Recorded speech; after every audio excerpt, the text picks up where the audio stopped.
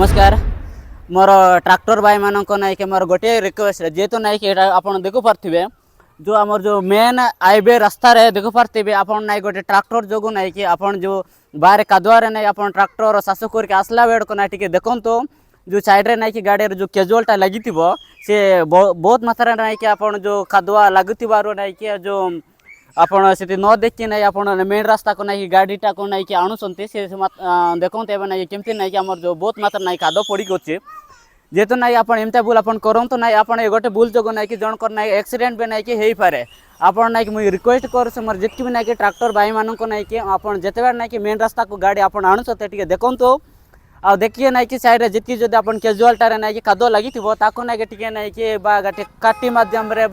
बाड़ी मध्यम आप ना कि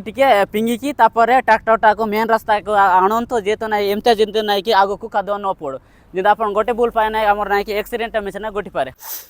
ये भाई देख पारे रोड साइड ना कि एत बड़ बड़ ना कि काद पड़ी अच्छे देख पारे ना बहुत बड़ मात्रा ना कि पड़ी अच्छी बाद ना कि सामना को मिसा ना कि सेमती अच्छी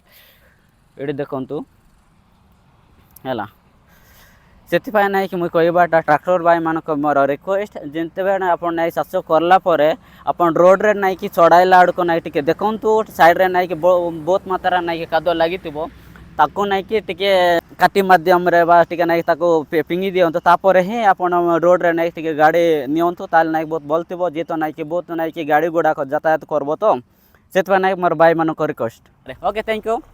ऑल द बेस्ट।